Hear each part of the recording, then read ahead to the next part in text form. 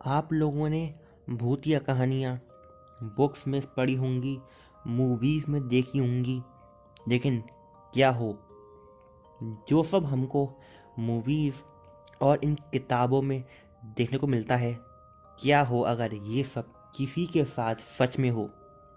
क्या कभी आपने ये सब सोचा है? तो आज हम बात करने वाले हैं एक और कहानी के बारे में जो बिल्कुल सच्ची है, जो कि आज से 10 साल पहले घटी थी। तो एक कहानी है क्रिस्टी की। क्रिस्टी अपनी बहन के साथ एक बहुत पुराने हिस्टोरिकल होटल में रहने गई थी मोंटाना में। मोंटाना एक सिटी है। तो जो बिल्डिंग थी होटल की वो बहुत ज़्यादा पुरानी है। साल 1800 के आसपास वो जो बिल्डिंग है वो बनी थी। और जो क्रिस्टी की बहन थी वो ऐसी जगह बहुत ज़्यादा पसंद थी, इसीलिए जो क्रिस्टी थी वो अपनी बहन के कहने पे उस होटल में रहने गई थी। लेकिन उनको ये नहीं पता था, उन दोनों को, कि उनके साथ उस होटल में रात में क्या होने वाला है। तो फिर एक रात की बात है जब क्रिस्टी और उसकी बहन सोने जा रहे थे।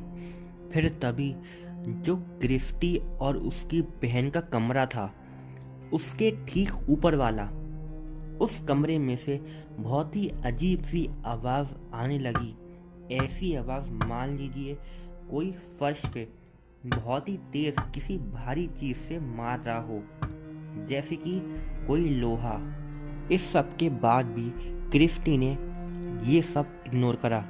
फिर एक रात को तो हद ही हो गई जब किसी ने क्रिस्टी के रूम पे आके उसकी किवाड़ पे बार बार बहुत ही बुरी तरीके से उसको नॉक करा। फिर क्रिस्टी ने इस सब से परेशान होकर होटल के स्टाफ से इसके बारे में बात करने को सोचा, लेकिन फिर जो जवाब स्टाफ से क्रिस्टी को मिला, क्रिस्टी को सदमा लग गया। क्रिस्टी ने ये पूछा कि रात को ऊपर कौन रहता है? जो भी रहता है वो रात भर बहुत ही आवाज़ें करता है, मान लो कोई हमको जानबूझकर परेशान कर रहा है।